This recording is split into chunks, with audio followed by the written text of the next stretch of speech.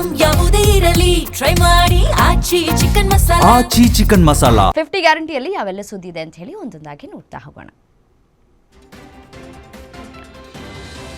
Karnataka CM ಬದಲಾವಣೆ ಚರ್ಚೆಯ ನಡುವೆಯೇ ಕಾಂಗ್ರೆಸ್ ಹಲವು ಶಾಸಕರು ವಿದೇಶಕ್ಕೆ ಪ್ರವಾಸವನ್ನ ತೆರಳಿದ್ದಾರೆ. ಬೆಂಗಳೂರಿನಿಂದ ಮಲೇಷಿಯಾದ ಕೌಲಾಲಂಪುರಕ್ಕೆ ವಿದೇಶಿ ಪ್ರವಾಸಕ್ಕೆ ಹೊರಟಿದ್ದಾರೆ. ಪ್ರವಾಸದ ಬಗ್ಗೆ ಸಿರುಗುಪ್ಪ ಶಾಸಕ ಬಿಎಂ ನಾಗರಾಜ್ ಯಾದವ್ ಸ್ಪಷ್ಟನೆಯನ್ನು ನೀಡಿದ್ದಾರೆ. ನಮ್ಮ ಸ್ವಂತ ಖರ್ಚಿನಲ್ಲಿ ಪ್ರವಾಸಕ್ಕೆ ಹೊರಟಿದ್ದೇವೆ.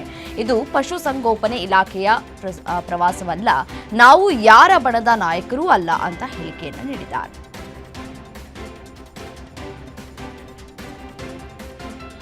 ರಾಜ್ಯದಲ್ಲಿ ನಾಯಕತ್ವ ಬದಲಾವಣೆ ವಿಚಾರಕ್ಕೆ ಸಂಬಂಧಪಟ್ಟಂತೆ ದಿನಕ್ಕೊಬ್ಬರು ಕೊಡ್ತಾ ಇರುವಂತಹ ಹೇಳಿಕೆಗಳು ರಾಜಕೀಯ ವಾರ್ ಸೃಷ್ಟಿ ಮಾಡ್ತಾ ಇದೆ. ಅಧಿಕಾರ ಹಂಚಿಕೆ ಆಗಬೇಕು ಅಂತ ಆಶಯ ವ್ಯಕ್ತಪಡಿಸ್ತಾ ಇರೋರಿಗೆ ಮಹದೇವಪ್ಪ ಕೊಟ್ಟ ಹೇಳಿಕೆ ಬಂಡೆ ಟೀಮ್ನ ಕೆಂಗಣಿಗೆ ಗುರಿಯಾಗಿದೆ. ಬೀದಿ ನಾಯಿ ಅಂದಿದ್ದಕ್ಕೆ ಡಿಕೆ ಸುರೇಶ್ ಕೌಂಟರ್ ಕೊಟ್ಟಿದ್ದಾರೆ. ಕಟ್ಟ ಕಾಂಗ್ರೆಸ್ಸಿಗರು ನಿಯತ್ತಿನ ನಾಯಿಗಳೇ ಹೊರತು ಬೀದಿ ನಾಯಿಗಳಲ್ಲ ಅಂತ ಮಾಜಿ ಸಂಸದ ಡಿಕೆ ಸುರೇಶ್ ಹೇಳಿದ್ದಾರೆ. ಇನ್ನು ಇದೇ ವಿಚಾರಕ್ಕೆ ಪ್ರತಿಕ್ರಿಯೆ ಕೊಟ್ಟಿರುವಂತಹ ಡಿಸಿಎಂ ಡಿಕೆ, ಮಹದೇವಪ್ಪ ಮಾತಿಗೆ ನಾನು ಉತ್ತರ ನೀಡಲ್ಲ. ನಾನು ಹಿಂದೆ ಹೇಳಿದ್ದೇನೆ, ನಾಯಕತ್ವ ವಿಚಾರದ ಬಗ್ಗೆ ನಾನು ಸಿದ್ದರಾಮಯ್ಯ ಮಾತನಾಡಿದ್ದೇವೆ. ನಾನು ಸಿಎಂ ಮತ್ತು ಹೈಕಮಾಂಡ್ ಸೇರಿ ನಾವೆಲ್ಲ ತೆಗೆದುಕೊಂಡಿರುವಂತಹ ತೀರ್ಮಾನ.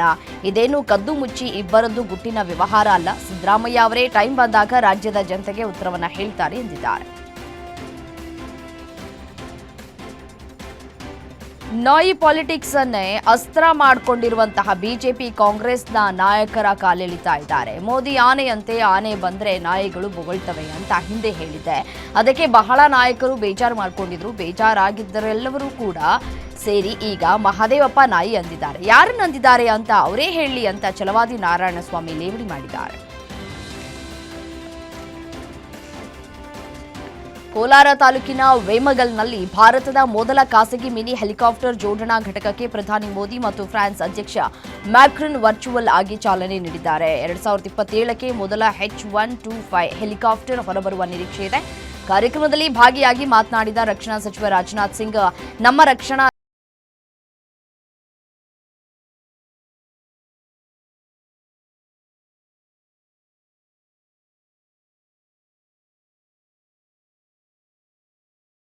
ಪ್ರಾಪ್ತರು ವಾಹನ ಚಲಾಯಿಸುವುದನ್ನು ತಡೆಯೋದಕ್ಕೆ ಬೆಂಗಳೂರು ನಗರ ಪೊಲೀಸ್ ಇಲಾಖೆ ವಿಶೇಷ ಕಾರ್ಯಾಚರಣೆ ನಡೆಸ್ತಾ ಇದೆ ಅಂತ ಪೊಲೀಸ್ ಕಮಿಷನರ್ ಸೀಮಂತ್ ಕುಮಾರ್ ಸಿಂಗ್ ಹೇಳಿದ್ದಾರೆ. ಮುಂದಿನ ದಿನಗಳಲ್ಲಿ ಅಪ್ರಾಪ್ತರು ಕಾರು, ಬೈಕು ಚಲಾಯಿಸುವುದಕ್ಕೆ ಬಿಡೋದಕ್ಕಾಗುವುದಿಲ್ಲ.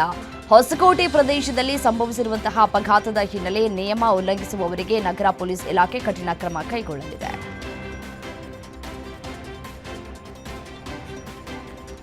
ಚೋರ್ಲಾಘಾಟ್ ಪ್ರದೇಶದಲ್ಲಿ ನಡೆದಿದ್ದ 400 ಕೋಟಿ ರೂಪಾಯಿ ರಾಬರಿ ಪ್ರಕರಣಕ್ಕೆ ಮಹತ್ವದ ತಿರುವು ಸಿಕ್ಕಿದೆ.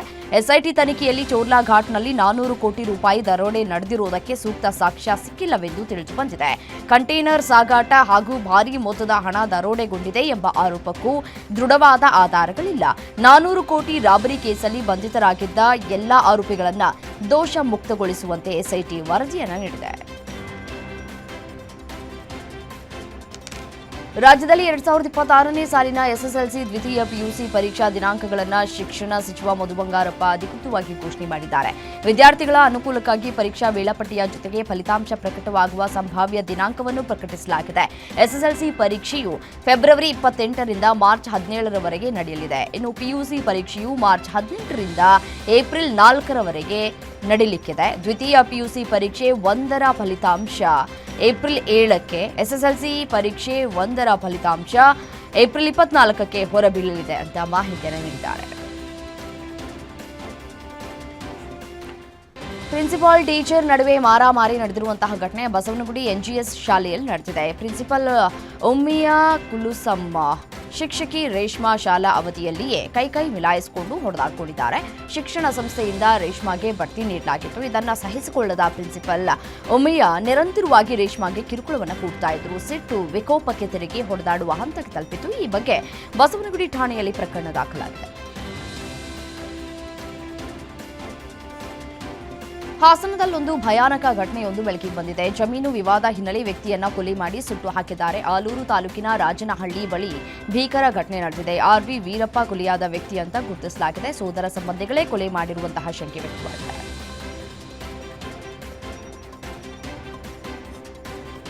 ಬೆಂಗಳೂರು ಹೊರವಲಯ ನೆಲಮಂಗಲ ಬಳಿ ರಾಷ್ಟ್ರೀಯ ಹೆದ್ದಾರಿಯಲ್ಲಿ ಭಾರೀ ಟ್ರಾಫಿಕ್ ಜಾಮ್ ಉಂಟಾಗಿದೆ. ವಾಹನ ಸವಾರರು ಗಂಟೆಗಟ್ಟಲೆ ಬಸ್ ಇಳಿದು ಸಾಗಿದ್ದಾರೆ. ಕಿಲೋಮೀಟರ್ಗಟ್ಟಲೆ ವಾಹನಗಳು ನಿಂತಲ್ಲೇ ನಿಂತಿದ್ವು. ಈ ವೇಳೆ ಟ್ರಾಫಿಕ್ನಲ್ಲಿ ಸಿಲುಕಿ ಆಂಬ್ಯುಲೆನ್ಸ್ಗಳು ಪರದಾಟವನ್ನು ನಡೆಸಿದ್ವು.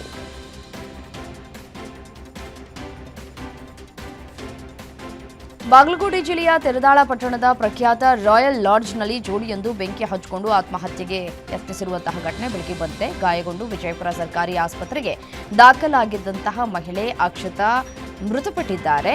ಮಹಿಳೆಯ ದೇಹ 90% ದಹಿಸಿತ್ತು. ಈ ಹಿನ್ನೆಲೆ ಚಿಕಿತ್ಸೆ ಫಲಕಾರಿಯಾಗದೆ ಸಾವನ್ನಪ್ಪಿದ್ದಾರೆ. ಗುರುಪಾದಯ್ಯ ಮಠಪತಿಗೆ ಚಿಕಿತ್ಸೆ ಮುಂದುವರೆದಿದೆ. ಪಾಗಲ್ ಪ್ರೇಮಿಯೊಬ್ಬ ತನ್ನ ಪ್ರೀತಿಯನ್ನ ನಿರಾಕರಿಸಿದ ಯುವತಿಯ ಮೇಲೆ ಬಿಯರ್ ಬಾಟಲ್ನಿಂದ ಇರಿದು ಭೀಕರವಾಗಿ ಹತ್ಯೆ ಮಾಡುವುದಕ್ಕೆ ಯತ್ನಿಸಿರುವಂತಹ ಘಟನೆ ಶಿವಮೊಗ್ಗ ಜಿಲ್ಲೆಯ ತೀರ್ಥಹಳ್ಳಿಯಲ್ಲಿ ನಡೆದಿದೆ. ಹಲ್ಲೆಗೆ ಒಳಗಾದಂತಹ ಯುವತಿಯನ್ನ ಅಪೂರ್ವ ಅಂತ ಗುರುತಿಸಲಾಗಿದೆ. ಉಡುಪಿಯ ಮಣಿಪಾಲ ಆಸ್ಪತ್ರೆಗೆ ದಾಖಲಿಸಲಾಗಿದೆ. ಸದ್ಯ ವೈದ್ಯರು ಆಕೆಗೆ ಚಿಕಿತ್ಸೆಯನ್ನ ನೀಡುತ್ತಾ ಇದ್ದು ಪ್ರಾಣಾಪಾಯದಿಂದ ಪಾರಾಗಲಿ ಅಂತ ಕುಟುಂಬಸ್ಥರು ಪ್ರಾರ್ಥಿಸುತ್ತಾ ಇದ್ದಾರೆ. ಪಾಗಲ್ ಪ್ರೇಮಿ ಸ್ವರೂಪ್ನನ್ನ ತೀರ್ಥಹಳ್ಳಿ ಪೊಲೀಸರು ವಶಕ್ಕೆ ಪಡೆದಿದ್ದಾರೆ. ಲಾರಿ ಹಾಗೂ 2 ಬೈಕ್ ಮುಖಾಮುಖಿ ಡಿಕ್ಕಿಯಾಗಿ ಇಬ್ಬರು ಸ್ಥಳದಲ್ಲಿ ಮೃತಪಟ್ಟಿದ್ದು, ಇಬ್ಬರಿಗೆ ಗಂಭೀರವಾಗಿ ಗಾಯವಾಗಿರುವಂತಹ ಘಟನೆ ವಿಜಯಪುರ ಜಿಲ್ಲೆಯ ಜಮಖಂಡಿ ರಸ್ತೆಯಲ್ಲಿ ನಡೆದಿದೆ. ಕಾಶಿನಾಥ ಬಿದ್ದಡಿ ಸತೀಶ ಮೃತರು ಅಂತ ಗುರುತಿಸಲಾಗಿದೆ. ಘಟನೆಗೆ ಸಂಬಂಧಪಟ್ಟಂತೆ ಬಬಲೇಶ್ವರ ಪೊಲೀಸ್ ಠಾಣೆಯಲ್ಲಿ ಪ್ರಕರಣ ದಾಖಲಾಗಿದೆ.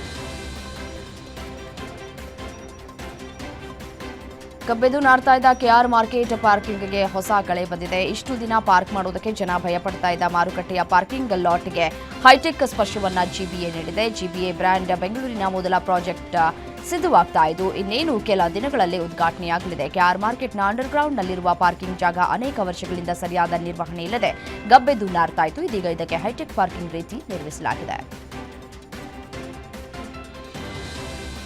ಎಸ್ಎನ್ ಸುಬ್ಬಾರೆಡ್ಡಿ ಅನರ್ಹತೆ ಹಿನ್ನೆಲೆ ದೂರುದಾರ ಸಿ ಮುನಿರಾಜುಗೆ ಕಾರ್ಯಕರ್ತರು ಸನ್ಮಾನ ಮಾಡಿದ್ದಾರೆ. ದೂರುದಾರರಾಗಿರುವ ಸಿ ಮುನಿರಾಜು ಬಾಗೇಪಲ್ಲಿ ಕ್ಷೇತ್ರದ ಬಿಜೆಪಿ ಪರಾಜಿತ ಅಭ್ಯರ್ಥಿಯಾಗಿದ್ದಾರೆ. ತೆರಿಗೆ ಮತ್ತು ಜಿಎಸ್ಟಿ ವಂಚನೆ ಆರೋಪ ಅಸಿಂಧುಗೊಳಿಸಿದಂತೆ ಈ ಕರ್ನಾಟಕ ಹೈಕೋರ್ಟ್ ತೀರ್ಪನ್ನು ಹೊರಡಿಸಿದೆ. ಈ ಹಿನ್ನೆಲೆಯಲ್ಲಿ ಸಿ ಮುನಿರಾಜುಗೆ ಹಾರ ತುರಾಯಿ ಹಾಕಿ ಕಾರ್ಯಕರ್ತರು ಸನ್ಮಾನಿಸಿದ್ದಾರೆ. ಮೈಸೂರಿನಲ್ಲಿ ಕಾಡು ಪ್ರಾಣಿಗಳ ದಾಳಿ ಮುಂದುವರೆದಿದ್ದು ಹುಲಿ ದಾಳಿಗೆ ಹಸು ಬಲಿಯಾಗಿದೆ. ಗ್ರಾಮದ ರೈತ ಅಣ್ಣಯ್ಯ ಅವರ ಜೋಳದ ಹೊಲದಲ್ಲಿದ್ದ ಹಸುವಿನ ಮೇಲೆ ಹುಲಿ ದಾಳಿ ಮಾಡಿದ್ದು, ಹುಲಿ ದಾಳಿಯಿಂದ ಗ್ರಾಮಸ್ಥರು ಬೆಚ್ಚಿಬಿದ್ದಿದ್ದಾರೆ. ಸ್ಥಳಕ್ಕೆ ಅರಣ್ಯಾಧಿಕಾರಿಗಳು ಹಾಗೂ ಸಿಬ್ಬಂದಿ ಭೇಟಿ ನೀಡಿ ಪರಿಶೀಲನೆ ನಡೆಸಿದ್ದಾರೆ. ಗ್ರಾಮಸ್ಥರು ಹುಲಿ ಸೆರೆ ಹಿಡಿಯುವಂತೆ ಅರಣ್ಯ ಇಲಾಖೆಗೆ ಒತ್ತಾಯಿಸಿದ್ದಾರೆ.